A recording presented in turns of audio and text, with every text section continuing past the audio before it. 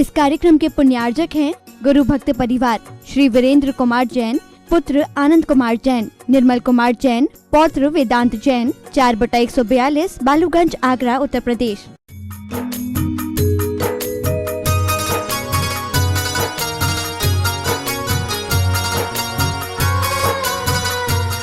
जय बोलो देवादिदेव 1008 श्री भगवान महावीर स्वामी की जय जय जय। अहिंसा परमो धर्म की जय जय जय। परम पूज्य आचार्य गुरुवर श्री विद्यासागर जी महाराज की जय जय जय। परम पूज्य महामना मुनिराज प्रमाण सागर जी महाराज की। व्रतों के आचरण से ही वृत्तियों का परिष्कार होता है। अपने जीवन के उद्धार के लिए व्रतों को अंगीकार करना नितांत आवश्यक है। जब तक हम अपने जीवन में व्रतों को अंगीकार नहीं करते, हमारी पापात्मक वृत्तियों में विराम नहीं लगता। अपने जीवन को पूरी तरह से पाप मुक्त करने के लिए हमें व्रत, नियम, संयम की ओर सतत उत्साहित रहना चाहिए। हमारा धर्म हमारे चरित्र से निखरता है और हमारा चरित्र व्रतों के माध्यम से विशुद्ध बनता है। तो हम उत्तरोत्तर व्रतों के क्षेत्र में उत्साहित बने रहें, ये प्रेरणा विगत दिनों से आप सबके बीच चल रही है। संयमाचरण के अंतर्गत एक गृहस्थ के आचार का निरूपण करते हुए आचार्य कुंदकुंद कहते हैं उसे 5 अनुव्रतों को अंगीकार करना चाहिए, जिसमें विगत दिनों हमने अहिंसानुव्रत और सत्यानुव्रत की चर्चा की। तीसरे क्रम में है अचौर्यानुव्रत। अचौर्यानुव्रत की जब बात आती है तो चोरी का त्याग करना, चोरी से बचना। चोरी क्या है? अदत्ता दानम स्तेयम, बिना दी हुई वस्तु को लेना चोरी है। आम जीवन में बहुत सारी चीज़ें ऐसी होती है जो व्यक्ति के जीवन से जुड़ जाती है, वह एक प्रकार के चौर्य कर्म से संबद्ध होती है। स्थूल चोरी से बचे। कई बार लोगों के बीच जब अनुव्रतों की बात आती है तो लोगों के मन में बड़ा संकोच होता है कि हम कैसे ले सकते। मेरा तो मानना ये है कि अव्रत के साथ जीने में कठिनाई है, व्रतों में बड़ी निश्चिंतता है। एक अव्रती के मन में हमेशा संशय होता है, व्रती निश्चिंतता के साथ जीता है। चोरी करने में निश्चिंतता नहीं है, सुविधा भले दिख जाए, पर अचौर में निश्चिंतता है, भले थोड़ी असुविधा हो। अपने मन की लालसा को हम नियंत्रित करते हैं तो अपने जीवन को निश्चित रूप से आगे बढ़ाने में समर्थ हो सकते हैं। तो अपने मन की लालसा को नियंत्रित करने के क्रम में सबसे पहले स्थूल चोरी का त्याग करने की बात की है। स्थूल चोरी का मतलब किसी के घर डाका डालना, किसी के घर सेंध मारना, किसी का ताला तोड़ना, किसी का जेब काटना, किसी के भूमि भवन आदि में अवैध कब्जा कर लेना, ये सब स्थूल चोरी के अंतर्गत आती है। हमें चाहिए कि हम अपने जीवन को ईमानदारी के साथ आगे बढ़ा सकें, तो इस तरह की चोरी से बचे जो हमारे जीवन में नैतिकता को बढ़ाती है, प्रामाणिकता को बढ़ाती है। अचौर वृत्ति को अगर आगे बढ़ाना है तो हमारे लिए इन 4 बातों को ध्यान में रखना है। सबसे पहली बात नैतिकता, दूसरी बात प्रामाणिकता। हमारे जीवन में नैतिकता हो, हम कोई अनैतिक आचरण न करें, ये प्रतिबद्धता हमारे अंदर होनी चाहिए। आजकल लोगों का कहीं कोई ईमान देखने को नहीं मिलता। जिस व्यक्ति के जीवन में नैतिकता होती है, प्रामाणिकता होती है, उसके जीवन में ईमानदारी और सच्चाई होती है। यही 4 बातें एक मनुष्य को सच्चा मनुष्य बनाने का आधार बनती है। अपने आप को देखिए, मैं नैतिक स्तर पर कितना खरा हूँ। आजकल हर व्यक्ति अनैतिकता के रास्ते पर आगे बढ़ता है। वो छोटे छोटे से स्वार्थों की पूर्ति के लिए अनैतिक आचरण करना शुरू कर देता है। ये अनैतिकता के कई रूप हैं, उनसे अपने आप को बचाना चाहिए। जब कभी भी हम चोरी की बात करते हैं तो हमारे नज़र में वे ही चोर दिखते हैं जो किसी चोरी के आरोप में फंसे दिखते हैं, संलिप्त होते हैं, हम उन्हें चोर कहते हैं। पर वो चोर तो चोर है ही, इसके अलावा और एक दूसरा चोर भी है। हमारे शास्त्रों में 2 प्रकार के चोर की बात की गई, एक प्रकाश चोर और दूसरा अप्रकाश चोर। प्रकाश चोर और अप्रकाश चोर। अप्रकाश चोर कौन हैं? जिन्हें हम चोर कहते हैं वे सब अप्रकाश चोर हैं, क्योंकि रात अंधेरे में अपना काम करते हैं, वे अप्रकाश चोर हैं। जिन्हें हम चोर कहते हैं वे सब अप्रकाश चोर हैं, पर प्रकाश चोर वो हैं जो अपने जीवन में अनैतिकता का कर्म करते हैं, यानी दिन के उजाले में पाप करते हैं। जो व्यक्ति मिलावट करता है, जो कोई व्यक्ति नाप तोल में कमती बढ़ती करता है, जो व्यक्ति नियमों के विरुद्ध कर्म करता है, जो व्यक्ति दूसरों के साथ धोखाधड़ी करता है, ये सब के सब, जो व्यक्ति रिश्वत लेता है, वो व्यक्ति सब के सब प्रकाश चोर की श्रेणी में आता है। जितने भी अनैतिक कर्म हैं, खासकर जिनमें आर्थिक अनियमितता जुड़ती है, वे सब एक प्रकार की चोरी है। और ऐसा चोर कोई सामान्य चोर नहीं, वह प्रकाश चोर की श्रेणी में आता है। अपने जीवन को हम क्यों न सदाचार के क्षेत्र में आगे बढ़ाएं और चोरी के इस कलंक से अपने आप को बचाएं। यदि व्यक्ति थोड़ा समझदारी से काम करे तो इन सब में बहुत आसानी से बचा जा सकता है। लेकिन आजकल लोग धर्म के क्षेत्र में आगे बढ़ चढ़ करके हिस्सा लेते हैं, धार्मिक क्रियाकलापों में अपनी सहभागिता देते हैं, पर थोड़ी थोड़ी बातों में सब कुछ खो देते हैं, थोड़ी थोड़ी बातों में अपना ईमान बेच देते हैं।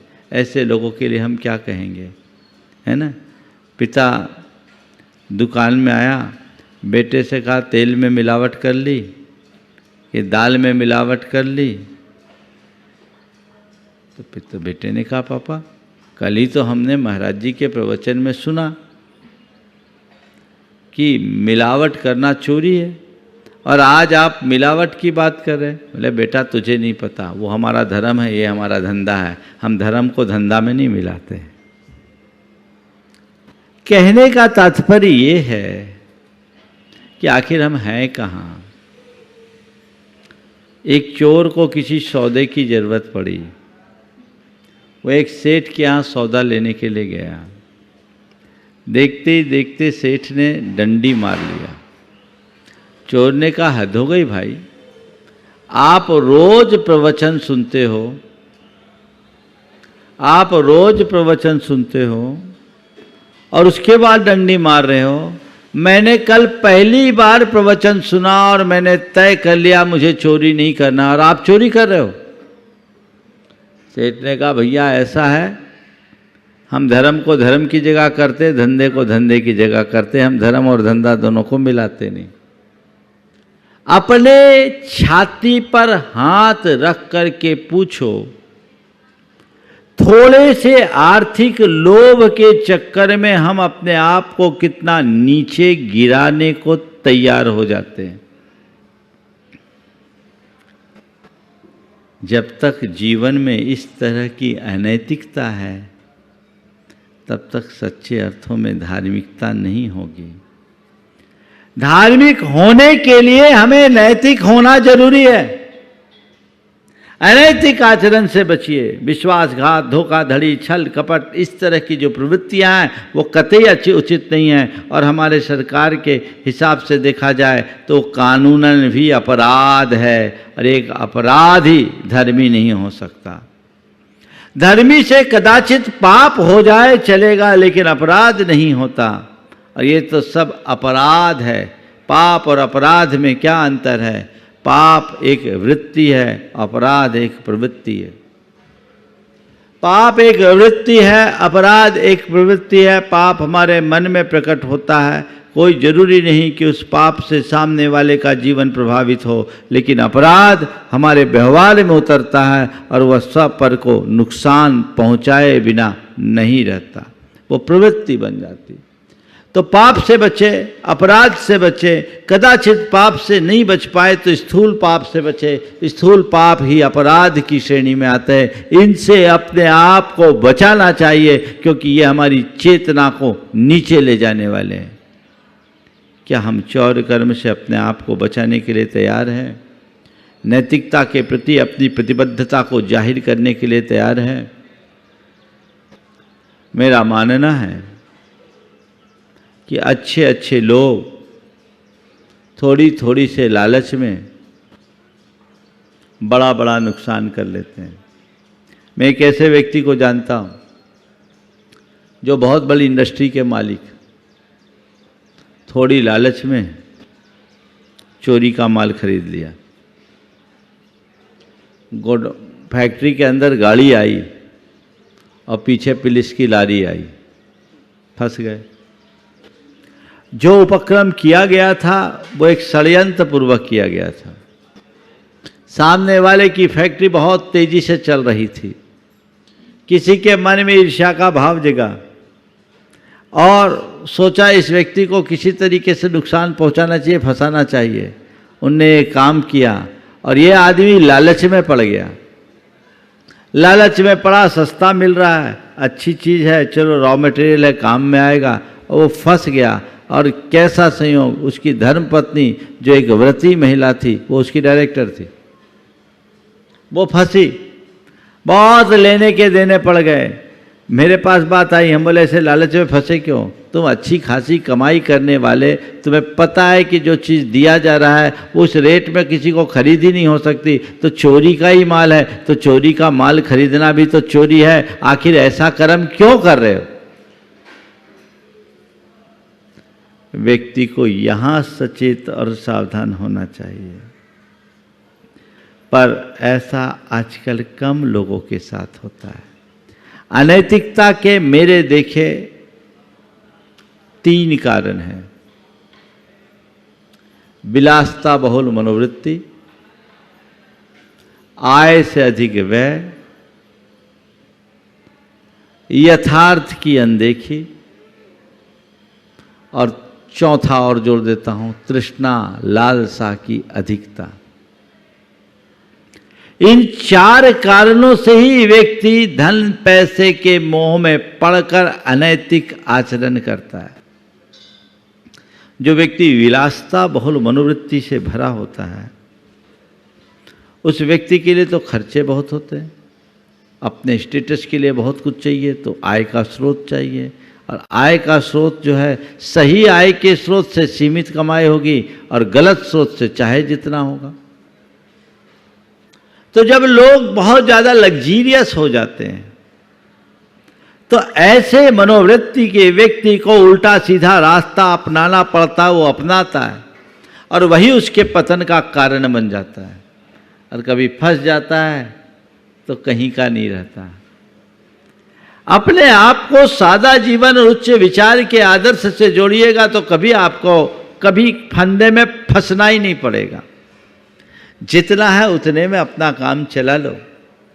हम इस तरह की विलासता की प्रवृत्ति को अपने मन में हावी ही ना होने दें, ऐसा प्रयास हमारा होना चाहिए। साधारण रह करके जी लेना अच्छा है, बेईमान बन करके जीने से। लोग बेईमान बनने को तैयार हैं, इंसान बनने को तैयार नहीं। हम साधारण इंसान की भांति जिए। क्या जरूरत है? हमारा काम अगर थोड़े में चलता है तो जो मेरी हस्ती है, जो मेरी हैसियत है, मुझे उसी के अनुरूप अपना जीवन यापन करना चाहिए। एक स्थान पर मैं था, मेरे प्रवचन के उपरांत एक दंपति मेरे पास आए। वो मंत्रालय में बाबू थे, समझ गए, भोपाल की बात है। और मंत्रालय के बाबू की स्थिति तो आप सब जानते ही हैं। दोनों आए, बोले महाराज जी आज से रिश्वत का त्याग करते हैं। मुझे अच्छा भी लगा और आश्चर्य भी हुआ। हमने कहा बहुत अच्छी बात है, आप रिश्वत का त्याग कर रहे हो, लेकिन मुझे एक बार आश्चर्य लगा कि ये आदमी मंत्रालय का बाबू मैं जानता था, ये रिश्वत का त्याग कर लेगा, निभा लेगा। मैंने कहा भैया तुम ये नियम लेने आए हो, सोच लो। बोले हाँ महाराज मैंने पक्का सोच लिया। मैंने उनकी धर्मपत्नी की तरफ देखा क्योंकि ज़्यादातर डिमांड तो उन्हीं की होती है, तो उसकी तरफ देखा। हाँ महाराज जी हम लोग सोच के आए हैं, आज तो आप नियम दे दो। ठीक है भाई, हमने कहा ले लो नियम। जब नियम देने लगा बोले महाराज जी एक बात, एक निवेदन है। बोले क्या? बोले महाराज रिश्वत का त्याग है, सुविधा शुल्क की छूट है। सुविधा शुल्क की छूट है। हमने कहा इस सुविधा शुल्क क्या होता? बोले महाराज जी आज से नियम लेता हूं, कोई भी गलत काम मैं नहीं करूंगा, फर्जी काम मैं नहीं करूंगा, सही काम करूंगा। और सही काम करने के एवज में कोई खुश होकर हमको कुछ देता है तो महाराज उसके लिए आप क्षमा करो। फिर उसने अपना तर्क दिया। बोला महाराज जी मेरे 4 बच्चे हैं, चारों पढ़ाई कर रहे हैं, 2 इंजीनियरिंग में हैं, एक MBA कर रहा है और एक CA की तैयारी में है। महाराज उनके खर्चे हमारे होते हैं। उस समय उन्होंने बताया मेरी कुल 42,000 की सैलरी है, हमारे मकान का खर्चा, बच्चों की पढ़ाई का खर्चा, पूरी सैलरी तो इसी में निकल जाती है महाराज, अब घर कहाँ से चला। घटना बहुत पुरानी है, लगभग 20-25 साल पुरानी। उसका तर्क विचित्र था। उसने खर्चे सब बता दिए, ये सब ऐसा, ये सब ऐसा, ये सब ऐसा, और हमारी इतनी सैलरी है, इतने में सारा ऐसा निकल जाता, अब हम क्या करें महाराज, थोड़ी बहुत तो ऊपरी कमाई चाहिए ही। उसका तर्क विचित्र था।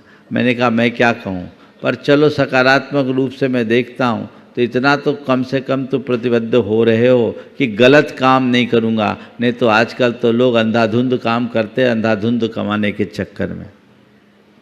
उल्टा सीधा जो है तुम तो हमसे फाइल बनवा लो, आगे बढ़वा लो। हालांकि इस तरह की व्यवस्थाएं भी नहीं होनी चाहिए। व्यवस्था ऐसी होनी चाहिए शासन प्रशासन के द्वारा भी कि लोगों को अपने जीविका के लिए जो आवश्यक है उतना उनको वेतन मिले, और लोगों को चाहिए कि जितना वेतन मिले उसी के अनुरूप वो अपना काम करे। कुछ चीज़ें ऐसी हैं जो हमारी व्यवस्था के ऊपर भी प्रश्न खड़ा करती है। एक साधारण परिस्थिति के आदमी को, एक मध्यम श्रेणी के व्यक्ति को अपने 2-3 बच्चों को, 4 बच्चों को पढ़ाने लिखाने के लिए, इंजीनियरिंग आदि की उच्च शिक्षा दिलाने के लिए साल में 10-10, 15-15 लाख रुपया दे पाना बड़ा कठिन होता है। तो उस समय उस व्यक्ति को कोई इधर उधर का रास्ता निकालने के लिए विवश होना पड़ता है। फिर वो व्यक्ति उस होड़ में लग जाता है। क्यों ना ऐसी व्यवस्था बने कि किसी को अपना हाथ काला करने की जरूरत ही न पड़े। अगर शासन ऐसी व्यवस्था बनाए तो बहुत कुछ ठीक हो जाए। लेकिन मुझे मालूम है आदमी के मुंह में खून लग चुका है। अब शासन व्यवस्था भी बनाएंगी तो आदतें तो वही पुरानी हैं। जब तक आदतें नहीं बदलती तब तक व्यवस्था भी कुछ काम नहीं कर पाती। लोगों को अपनी सोच बदलनी होगी, और उसका सबसे अच्छा रास्ता है धर्म का मार्ग, संयम का मार्ग। विलासता बहुल वृत्ति को नियंत्रित करके संयमी प्रवृत्ति को अपनाने का पुरुषार्थ करो। सादा जीवन, उच्च विचार में अपना काम कर लो। एक दूसरे दंपति जो पुलिस प्रोसिक्यूटर्स के पोस्ट पर थे, वो मेरे पास आए। और पुलिस प्रोसिक्यूटर्स की तो क्या हैसियत होती है आपको पता है, और विभाग भी सब जगत में प्रसिद्ध है। उसने रिश्वत का त्याग किया, बड़े सादगी प्रिय व्यक्ति। जब मैंने पूछा तो उसने और उसकी धर्मपत्नी ने, दोनों ने कहा महाराज जी हम लोग तो बहुत सोच लिए और 6 महीने से इस पर विचार कर रहे, आज पक्का मन बना के आप तो नियम दे दो। हमने कहा ठीक है। बोले हाँ महाराज करना क्या, हमारे कोई खर्चे हैं नहीं है, सरकार रहने को क्वार्टर देती है, अच्छी तनख्वाह मिलती है, हमारे 2 बच्चे हैं, दोनों बच्चे प्रतिभाशाली होनहार हैं, महाराज इतने अच्छे हैं कि उनको मेरिट आता है। मुझे तो लगता है उनकी पढ़ाई के लिए भी हमको कुछ करना नहीं पड़ेगा, और महाराज हमारे वेतन से इतना बच जाता है कि ये बच्चे कुछ ना कुछ बन ही जाएंगे। और महाराज जी हमें चाहिए क्या, हमारे पास जो अपना घर है वो पर्याप्त है, और हमें कुछ हो गया तो सरकार हमें पेंशन देगी, मेरी पेंशन मेरी पत्नी के काम में आएगी। हम किसके लिए अपना हाथ काला करें। दोनों सोच सामने, जरूरत क्या है। बहुत सारे लोग हैं जिन्होंने पूरे सेवा काल में अपने दामन को बेदाग रखा है। कब जब मन में सात्विकता हो तब। एक साधारण आदमी भी करोड़पति बनने का भाव रखे तो गड़बड़ हो जाएगा, कृत्रिम अपेक्षाओं का विस्तार हो जाएगा। और जब कृत्रिम अपेक्षाओं का विस्तार होता है, आदमी अपने जीवन में कृत्रिमता का लदवादा ओढ़ना शुरू कर देता है, तो इस तरह की दुर्वस्थाएं उत्पन्न हो जाती है जो जीवन में ढेर प्रकार की विसंगतियों को प्रकट करती है। उनसे अपने आप को पूरी तरह बचा कर रखना चाहिए और अपने आप को उससे बाहर निकालने की कोशिश करनी चाहिए। आय से अधिक व्यय एक बहुत टेंडेंसी बन गई है आजकल। हर आदमी, साधारण आदमी भी ज़रूरत से ज़्यादा खर्चा करता है। वो आप देखिए क्या है, आजकल तो थोड़ा सा भी कुछ होता है आदमी को सारी फैसिलिटीज चाहिए, और उसमें अपनी क्षमता को देखे बिना, अपने संसाधनों को देखे बिना जब व्यक्ति धन खर्चने लगता है तो उसको फिर दाएं बाएं तरीके से पैसा एकत्रित करने का भाव उत्पन्न होने लगता है, और वही उसको बेईमान बनाता है। वहीं वो चोरी के लिए तत्पर होता है, वहीं वो अनैतिकता के क्षेत्र में उत्साहित हो जाता है, जो जीवन का पतन करा देते हैं। ऐसा काम क्यों करूं? मेरी जितनी अर्निंग है मैं उसके हिसाब से खर्चा करूं, मैं दूसरों से होड़ क्यों करूं? जितना है उतना ठीक। पर आजकल देखिए हर आदमी के खर्च करने की प्रवृत्ति बहुत बढ़ गई। हमारे यहाँ एक कहावत है, आमद कम और खर्चा ज़्यादा लक्षण है मिट जाने का, और कुवत कम और गुस्सा ज़्यादा लक्षण है पिट जाने का। लोग मिट रहे हैं और पिट रहे हैं, ये दोनों स्थितियां ठीक नहीं है। एक भाव जगाइए कि नहीं, मेरी जितनी अर्निंग्स है मैं उसी के अनुरूप अपना जीवन जीऊँगा, आय से अधिक व्यय मैं किसी भी स्थिति में कभी नहीं करूँगा। क्या हम ऐसा मनोभाव नहीं जगा सकते? नियंत्रण रखिए। पर सब होड़ में है, दौड़ में है, लग्जरियस प्रवृत्ति हो गई और स्टेटस के प्रति लोग बहुत ज़्यादा फोकस करने लगे, तो ऊपर का स्टेटस तो ठीक है और भीतर का हाल तो भगवान ही जानते हैं। यथार्थ की अनदेखी। व्यक्ति आज यथार्थ को नहीं देखना चाहता, यथार्थ को नहीं पहचानने की कोशिश करता। जीवन के यथार्थ को अगर समझ ले तो जीवन में कभी ऐसा कुछ नहीं होगा, भैया ना हम कुछ लेकर आए हैं ना कुछ लेकर जाएंगे। हम कितना भी छोड़ करके जाएं, एक दिन सब जोड़ लें, एक दिन छोड़ कर जाना है। इस सत्य को समझे, और जब तक मेरा पुण्य है तब तक सारी व्यवस्थाएं होगी। मेरी संतान का पुण्य होगा तो उसके जीवन में सब कुछ होगी। इस होड़ में लगने से क्या फ़ायदा? एक दिन पाप कर्म का उदय आ जाए तो क्या से क्या हो जाए कहा नहीं जा सकता। इसलिए अपने जीवन में ऐसी घटनाएं घटे उससे पूर्व हमें सजग और सावधान होकर के जीने की ज़रूरत है। जब तक हम उस तरीके से सोचते नहीं तब तक अपने जीवन को बेहतर नहीं बना सकते। कई लोगों के साथ ऐसा होता है। एक लोकायुक्त थे, वो मुझसे एक घटना बताई। उन्होंने एक जगह रेड किया। रेड भी कैसा हुआ, उस व्यक्ति के एक बड़ा अधिकारी था, उसके सौतेले बेटे की शिकायत से,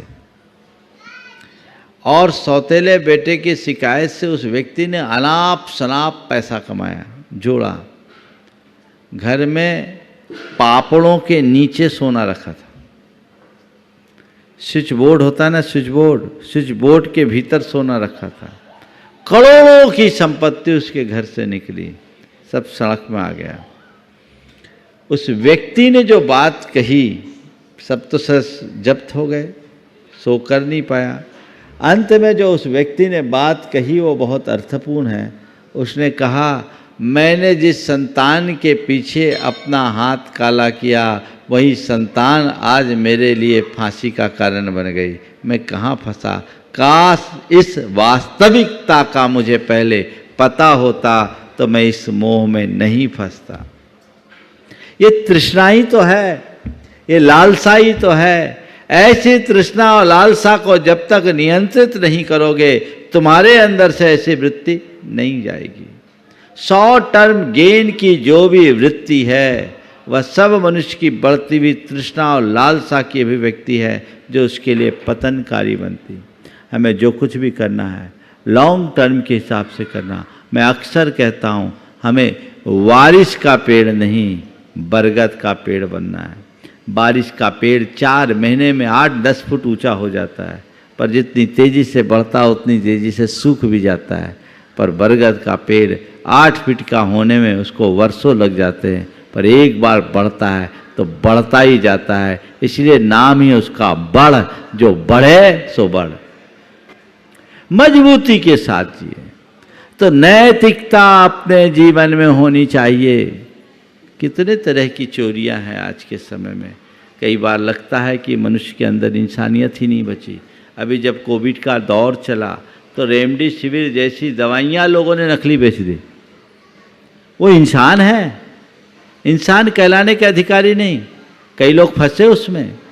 कहाँ जा रहा है हमारा जीवन? कहाँ उच्च आदर्श हमारी संस्कृति में रही? ये सब आखिर क्यों कर? ये दुर्बलताएं,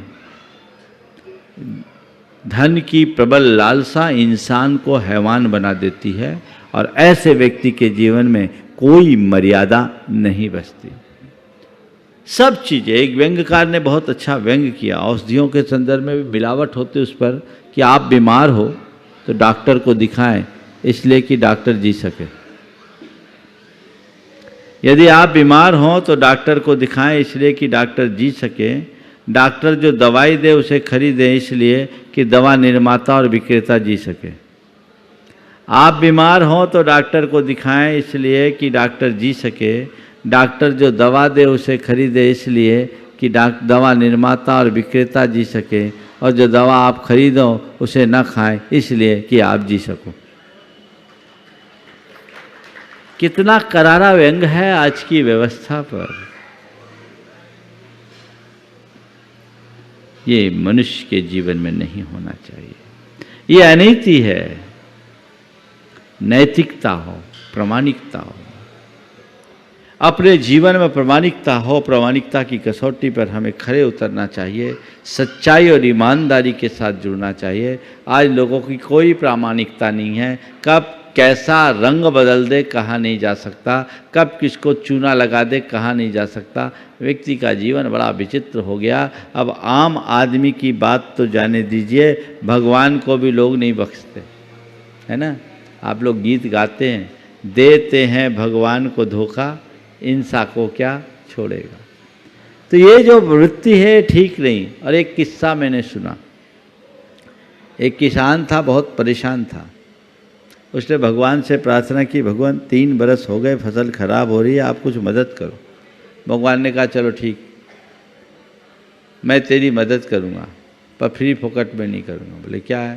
बोले देख, जमीन में मेहनत तू करना, बीज तू बोना, मैं प्रकृति को ठीक रखूँगा, समय पर बारिश करवाऊँगा, सब कुछ करवाऊँगा, बस शर्त ये है जो फसल आएगी वो आधी आधी। उसने कहा ठीक है भगवान, फसल आधी आधी। किसान ने बीज बोए, ऋतु बड़ी अनुकूल हुई, बहुत अच्छी बारिश हुई, फसल लहलहा उठी।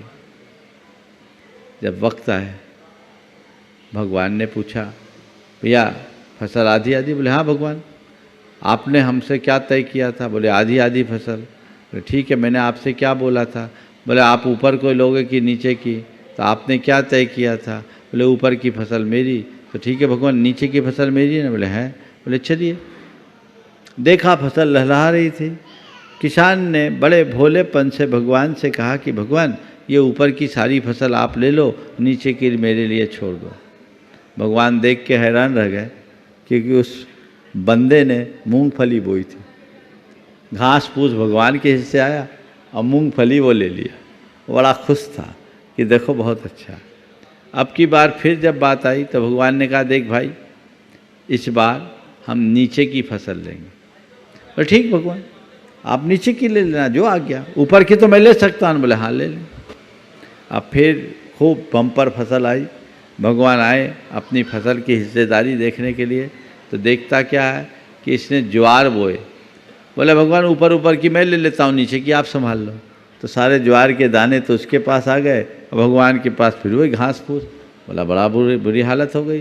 भाई देख 2 बार तूने चीटिंग कर दिया, अब की बार ऐसा नहीं कर सकते। बोले क्या भगवान, बोलो आपको क्या जो कहना है। बोले इस बार मैं ऊपर की भी फसल लूँगा और नीचे की भी लूँगा। तो ठीक है, बीच की तो मैं ले सकता हूँ। हाँ बीच की तुम लो, ऊपर की भी लूँगा और नीचे की भी लूँगा। बोले बीच की तो मैं ले सकता हूँ। हाँ बीच की तुम ले सकते हो। बोले ठीक है भगवान, बीच की मैं लूँगा।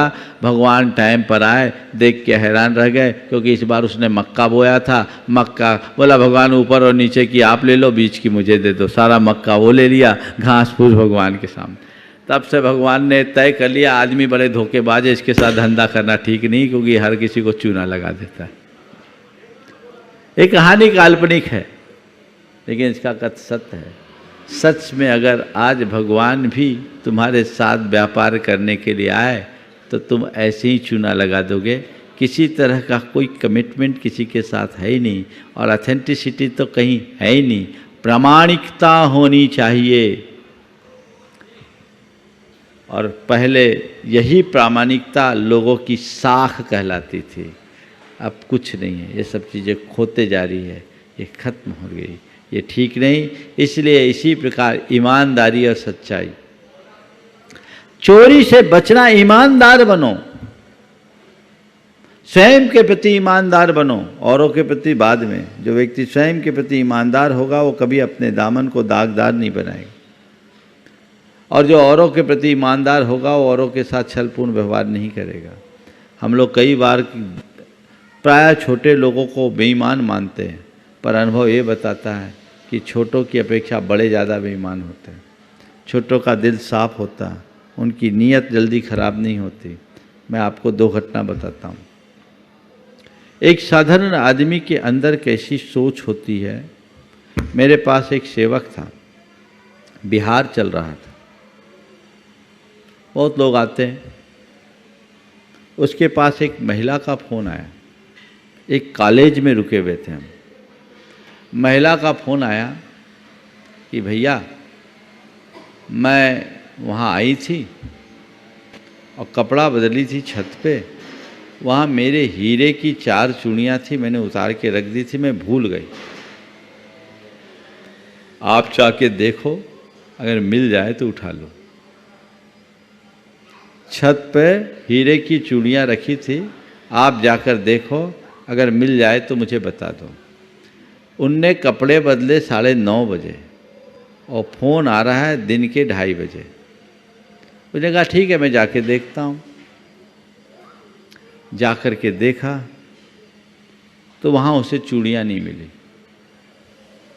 उसने बता दिया कि वहाँ चूड़ी नहीं है। अब अगले को संशय हो रहा है कि इसी ने किया। देखिए, जिस आदमी का कोई लेना नहीं देना नहीं, अब वो कह रहे नहीं इन्हीं ने लिया होगा, इन्हीं ने लिया होगा, इन्हीं ने लिया होगा। मेरे पास बात आई, हमने कहा ये आदमी तो कभी बेईमानी किया नहीं और ना कभी कर सकता है, और आप कह रहे हो कि ये लिया, तो ये लिया तो तब हो जब चुराया हो। भूले आप हो तो गलती आपकी है, अगले से ये कहो इसकी क्या गलती। लेकिन उसके मन में बड़ी उथल पुथल कि आज मेरे ऊपर आरोप लग गया। उसने खोजना शुरू किया तो पता लगा जिस कमरे में उन्होंने अपनी बैग रखी थी, चूड़ियाँ वहाँ रखी थी, वहाँ से चूड़ियाँ मिली, उनने दे दिया। तब उन्हें समझ में आया कि किसी को बेईमान ठहराना उचित बात नहीं है। और आप ये बोलिए 9 साढ़े 9 बजे जो चीज़ आपने रखी और वो 2:30 बजे आप पूछ रहे और खुली छत पे, तो कहाँ संभव, तो कोई भी ले सकता था। जो आदमी ईमानदार होता है वो हर चीज़ को हमेशा सावधानी से देखता, कभी गड़बड़ नहीं करता। एक बार ऐसा हुआ, एक सज्जन दिल्ली गए, होटल से निकले एक टैक्सी की और कई जगह घूम घाम के आए। सुबह से शाम तक वो टैक्सी में गए, कई लोगों से मिले, ऑफिसेज में गए, और रात को 8 बजे अपने होटल में आके रुक गए। जब होटल में आके रुके, टैक्सी वाला टैक्सी लेकर के गया। टैक्सी लेकर के जाने के बाद जैसे ही उसने टैक्सी स्टैंड पर खड़ा किया, देखा तो उसमें उनका पर्स पड़ा था। पर्स खोला तो उसमें रुपए थे। उसने पर्स को बंद किया। अब बोला भाई ये तो उन्हीं का होगा, मैं तो आज दिन भर से इन्हीं को क्या, उसको खोजने निकला। होटल में होंगे, होटल में चले। ये होटल में पहुँचे तो होटल में पहुँचते ही इसको याद आई, अरे मेरा पर्स बैग तो वहीं रह गया। अब कहाँ ढूंढे, न ड्राइवर का फ़ोन नंबर, न गाड़ी का नंबर, कुछ पता नहीं। ये पुरानी घटना है। अब वो नीचे आया और टैक्सी ड्राइवर को खोजने में लगे। अब बड़ी विचित्रता, टैक्सी ड्राइवर इनको खोज रहा है और ये टैक्सी ड्राइवर को खोज रहा है। ये होटल में आए और ये होटल से बाहर जाए। घंटों बीत गए। लगभग 4 घंटे बाद जब ये थक कर आकर होटल में आए तो टैक्सी ड्राइवर आया और कहा, बैग रखते हुए सेठ जी की तरफ कहा, लो सेठ जी संभालो अपनी धरोहर, बहुत परेशान किया, मैं 4 घंटे से आपको परेशान ढूंढ रहा हूँ। सेठ जी ने सुना तो आंखें भौचक्क रह गई। ये क्या? उन्हें कुछ विश्वास ही नहीं हुआ। बोले देख लो, गिन लो आपके पूरे पैसे हैं कि नहीं, मैं जो का तो लेके रखा हूँ। देखा उनके जितने पैसे थे पूरे थे। सेठ जी ने 5,000 रुपये इनाम की तौर पर उनकी तरफ आगे बढ़ा। बोले नहीं, ये मैं नहीं कर सकता। वो सिख था, मैं सच्चा सिख हूँ, मेहनत की कमाई खाता हूँ, हराम की नहीं। अगर हराम की खानी होती तो पूरे रुपए नहीं निकाल लेता, आप मेरा क्या कर लेते। मैं मेहनत की कमाई खाता हूँ, हराम की कमाई नहीं। चूँकि आपको मैंने अपनी सेवा दी तो आपकी संपत्ति की सुरक्षा करना भी मेरा दायित्व था, सो मैं ये कर रहा हूँ, आप संभाल लीजिए। बस इतना निवेदन है, आगे से जब कभी भी आप कहीं जाएं तो अपनी चीज़ को संभाल करके रखें। सेठ ने उस ड्राइवर को अपने गले लगा लिया। बोला वाकई में ईमानदारी इसे कहते हैं। तो ये भावना जिस मनुष्य के हृदय में जग जाती है उसका जीवन परिवर्तित होता है। क्या हम ऐसा नहीं कर सकते? छोटी छोटी बातों में जो अपना ईमान बेच देते हैं वो कहीं के नहीं रहते हैं। इसलिए हमें ईमानदारी और सच्चाई के पथ को स्वीकार करते हुए, अंगीकार करते हुए अचौर वध के क्षेत्र में आगे बढ़ना चाहिए। समय आप सबका हो गया, यहीं पर विराम। बोलिए परम पूज्य आचार्य गुरुवर श्री विद्यासागर जी महाराज। जय बोलो देवादिदेव 1008 श्री भगवान महावीर स्वामी की जय जय जय। अहिंसा परमो धर्म की जय जय जय। परम पूज्य आचार्य गुरुवर श्री विद्यासागर जी महाराज की जय जय जय। परम पूज्य महामना मुनिराज प्रमाण सागर जी महाराज की। गृहस्थ जीवन को सफल और सार्थक बनाने वाले सूत्रों में आचार्य कुंद हमें 5 अनुव्रतों को अंगीकार करने की प्रेरणा देते हैं। थूले तस्काय बहे, थूले मोशे अदत्त थूलेय, परिहारो पर महिला, परिग्रहारंभ परिमानम। इन 5 अनुव्रतों की चर्चा के क्रम में हमने अहिंसानुव्रत, सत्यानुव्रत, आचर्यानुव्रत और ब्रह्मचर्यानुव्रत पर चर्चा की, जिसे आचार्य कुंद ने परिग्रहारंभ परिमानम के रूप में उल्लिखित किया है। परिग्रह और आरंभ का परिमाण मनुष्य के जीवन में सबसे ज़्यादा अगर आसक्ति होती है तो धन पैसे से होती है। विषयों की आसक्ति से भी प्रगाढ़ आसक्ति धन की आसक्ति दिखती है, क्योंकि विषयों की आसक्ति एक उम्र के बाद मंद हो जाती है और एक उम्र में ही प्रकट होती। खासकर वासना की आसक्ति एक उम्र के बाद शुरू होती है और उम्र ढलने के बाद कम हो जाती है, खत्म भी हो जाती है। लेकिन धन की आसक्ति एक छोटे से बच्चे में भी होती है। दूध पीते बच्चे को भी कहो तो कागज फाड़ देगा, नोट नहीं फाड़ेगा।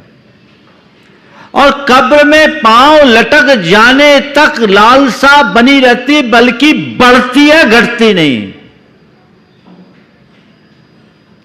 आचार्य कुंद कहते हैं जीवन को सुखी बनाना है तो इसका परिमाण करो। कुछ सवाल आपसे करता हूं। आप लोग पैसा कमाते हो कि नहीं कमाते हो? किस लिए कमाते हो?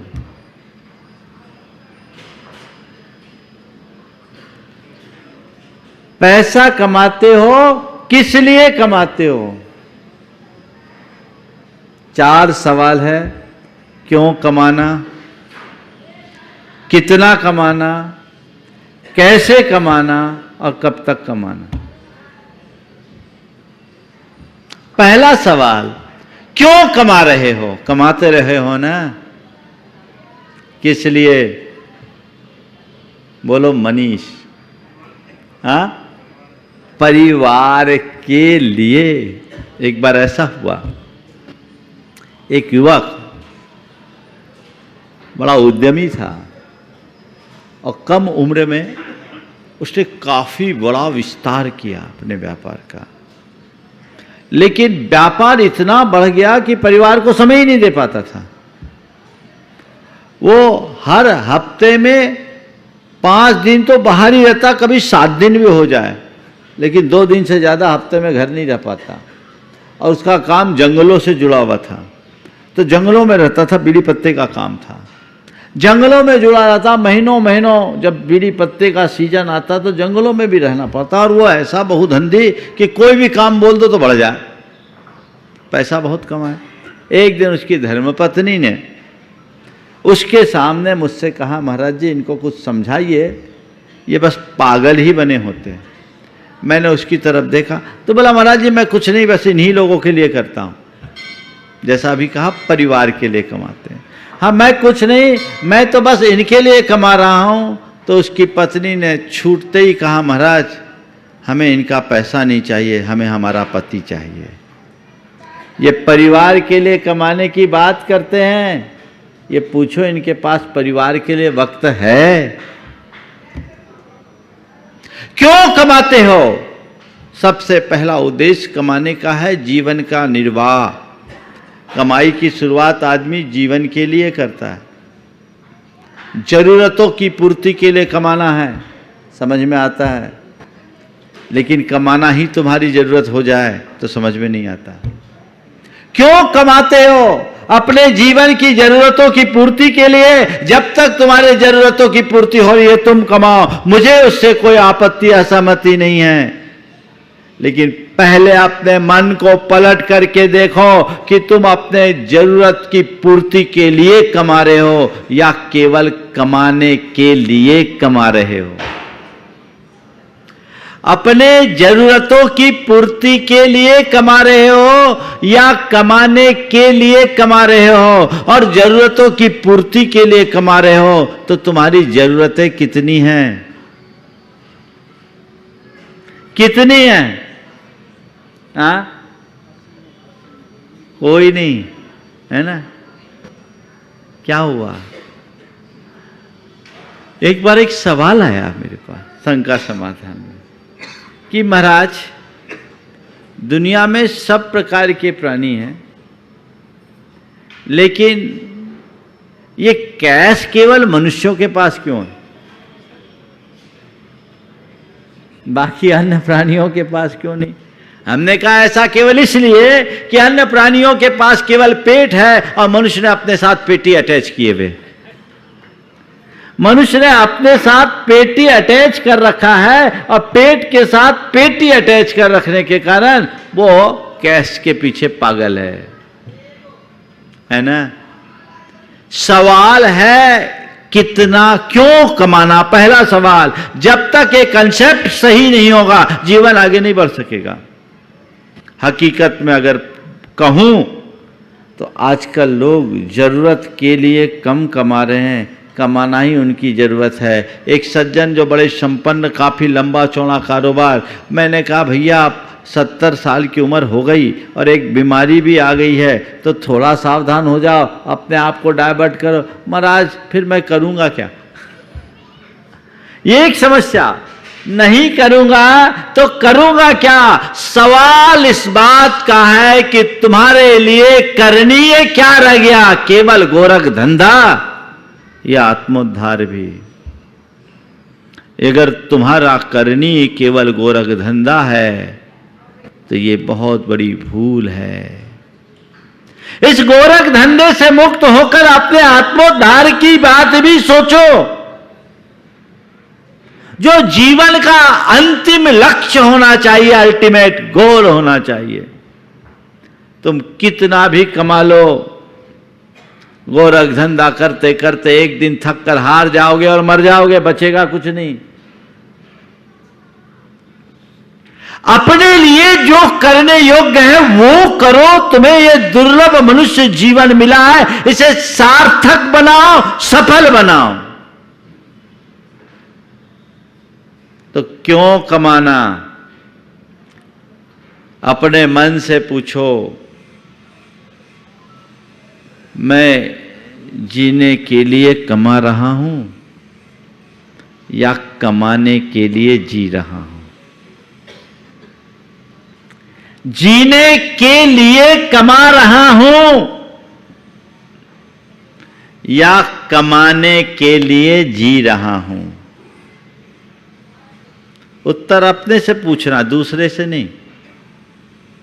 अगर जीने के लिए कमा रहे हो, कमाओ, लेकिन कमाने के लिए जी रहे हो तो ये बहुत बड़ी बेवकूफ़ी होगी। यानी तुम कुछ नहीं कर रहे हो, एक प्रकार से बधुआ मजदूर बने हुए हो। बधुआ मजदूर क्या करता है? खटता है। खटता क्या? उसे खटना पड़ता है, जी तोड़ खटता है, लेकिन उसका कोई लाभ उसे नहीं मिलता। मिलता है क्या? जिसके लिए खट रहा है वो उसी के लिए अर्पित हो जाता, उसे कुछ भी हासिल नहीं होता। तुम जीने के लिए कमाओगे तो वो तुम्हारे काम आएगा, लेकिन कमाने के लिए जियोगे तो खटोगे, अपने लिए कुछ नहीं कर पाओगे, क्योंकि एक दिन सब छोड़ करके जाओगे। इसलिए क्यों कमाना? क्यों? तो क्यों कमाना, इसका उत्तर क्या है? जीने के लिए कमाना, जरूरत के लिए कमाना। और चलो एक कदम और आगे बढ़ जाता हूं, जरूरत के लिए कमाओ या जरूरतमंदों के लिए कमाओ? क्या करो?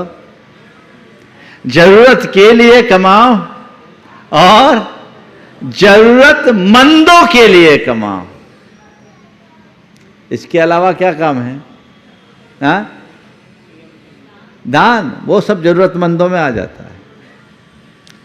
जरूरत के लिए कमाओ या जरूरतमंदों के लिए कमाओ, इसके अलावा कमाने का कोई उद्देश्य नहीं है।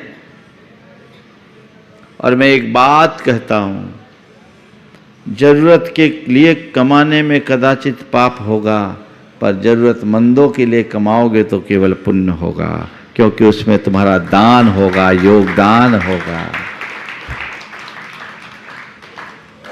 तो जरूरत के लिए कमाना पाप है, जरूरतमंदों के लिए कमाना पुण्य है। तुम किसके लिए कर रहे हो?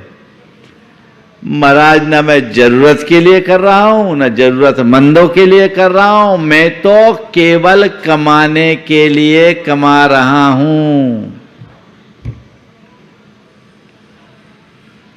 तो उसको क्या कहेंगे हम? जो जरूरत के लिए कमाए वो उसकी व्यवस्था है, जो जरूरतमंदों के लिए कमाए ये उसकी उदारता है, और जो केवल कमाने के लिए कमाए ये उसकी मूर्खता है। तुम किस स्थिति में जी रहे हो? तुम विवश हो उदार हो या मूर्ख, तय तुम्हें करना है। बात थोड़ी चुभ सी रही होगी। एक दिन एक ने कहा, महाराज आपके सारे प्रवचन बहुत अच्छे लगते हैं, आपके सारे प्रवचन बहुत अच्छे लगते हैं, लेकिन जिस दिन आप पैसों के बारे में बोलते हैं ना, तो थोड़ा खलबली मचने लगती कि आज तो क्या होगा। ये क्या है? ये तुम्हारी प्रगाढ़ लालसा की अभिव्यक्ति है। तो पहला सवाल, क्यों कमाना, ये आपको खुद में निश्चित करना है। चलिए, जरूरत के लिए कमाएं, परिवार के लिए कमाएं, ठीक है। कितना कमाना, कितना? यहां तो आचार्य कह रहे हैं परिग्रहारंभ परिमाणम। परिग्रह का परिमाण, आरंभ का परिमाण यानी आपाधापी का परिमाण, भाग दौड़ का परिमाण। बहुत विशेष शब्द को ध्यान में देना है। भाग दौड़, ओवर। सब लोग आजकल तो बिल्कुल दौड़ ही रहे हैं, ठहरने का तो कोई काम ही नहीं है। 24 घंटे एक ही धुन, खाने तक के लिए वक्त नहीं।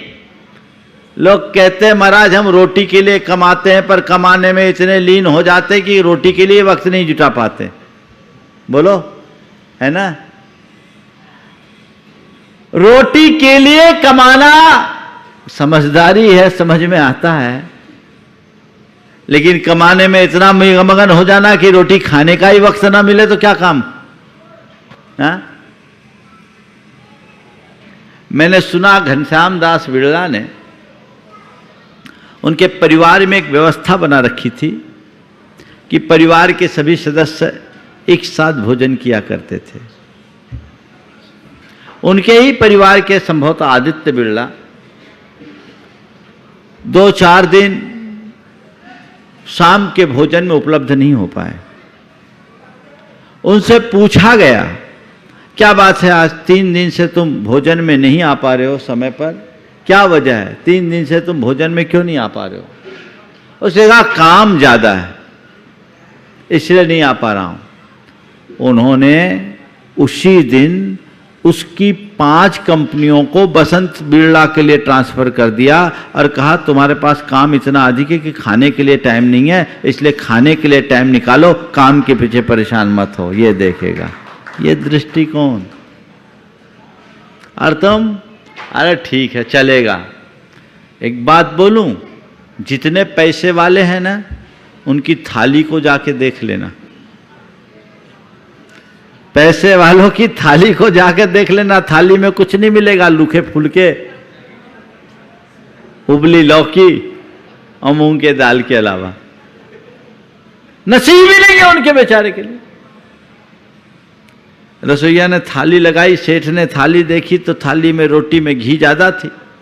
उसने जोर से आवाज लगाई, रोटी में इतनी घी क्यों? रसोईया आया, कहा मालिक माफ करना, भूल से मेरी थाली आ गई, भूल से मेरी थाली आ गई। उसका तो पुण्य ही नहीं है कि भोग पाए। कहां जा रहे हैं? बात समझने की है। संत कहते हैं पैसा कमाना, पर पैसे के पीछे पागल मत होना। एक बात अंतस में अंकित कर लो, धन जीवन के निर्वाह का साधन है, साध्य नहीं। साधन है, साध्य नहीं। तो साधन को साधन की भांति रखो, उसे साध्य मत बनने दो। तो कितना कमाना बोलते हैं महाराज जी, आप लोगों का उपदेश सुनेंगे और हम लोग कमाना कम कर देंगे तो फिर ग्रोथ कैसे होगी? हमारे देश की इकोनॉमी का क्या होगा? लोगों का रोजी रोजगार का क्या होगा? मैं आपको एक बात कहता हूं, संपन्नता के लिए निषेध नहीं है और कमाने के लिए भी निषेध नहीं है, पर होश के साथ कमाने का निर्देश है। चक्रवर्ती तो विपुल धन का स्वामी होता है कि नहीं होता है? इस धरती पे सबसे ज्यादा संपदा अगर है तो चक्रवर्ती के पास होती है। सार्वभौम एक छत्राधिपत्य साम्राज्य है ना, लेकिन क्या वो उसको अपना नहीं मानता, उसके प्रति उसके मन में स्वामित्व नहीं होता, वो केवल कस्टोडियन बन करके जीता है। उसके अंदर इस बात का हर पल श्रद्धान रहता है, मेरे पास भले हैं, मेरे नहीं है, मेरा तो केवल मैं हूं, ये समझ होनी चाहिए और कुछ नहीं। तो कमाओ, जरूरत के लिए कमाओ, जरूरतमंदों के लिए कमाओ, कितना कमाओ जितने में तेरी जरूरतों की पूर्ति हो जाए और जरूरतमंदों की पूर्ति कर सको। जहां जरूरत हो, चाहे वो धर्म के क्षेत्र में हो, चाहे लोक के क्षेत्र में हो, चाहे लौकिक कार्य में हो, चाहे पारमार्थिक कार्य में हो, जो कमा रहा है उसको लगाते जाओ, लगाते जाओ, लगाते जाओ। तत्परता से कमाओ और उदारता से लगाओ। जीवन का लक्ष्य होना चाहिए। तत्परता से कमाओ, उदारता से लगाओ। आप लोग कमाते तो खूब तत्परता से हो, लगाने में हाथ संकोच करके रखते हो, खींच करके रखते हो। नहीं, उदारता और भागम भाग नहीं, आरंभ से परिमाण करो। आज परिग्रह का परिमाण करने की बात की जाती है। लोग 10 प्रकार के परिग्रह के परिमाण की बात करते हैं। मैं कहता हूं ये आउटडेट हो गया। आज आपको कितना कमाना मैं बताऊं? कितना कमाना है बता दूं?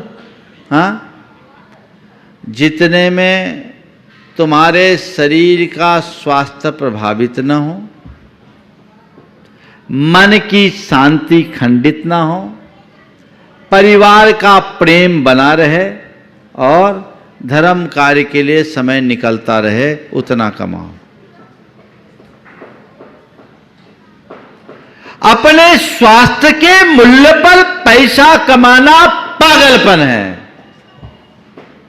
लोग भाग रहे, न खाने का ठिकाना, न पीने का ठिकाना, न रहने का ठिकाना, न सोने का ठिकाना। भाग रहे बस अपॉर्चुनिटी है, अवसर है, अवसर है, अवसर है। अरे भैया, तुम आदमी हो, बैल थोड़ी। क्यों ये आरंभ है, भाग दौड़ है, जरूरत से ज्यादा भाग दौड़ किसके लिए?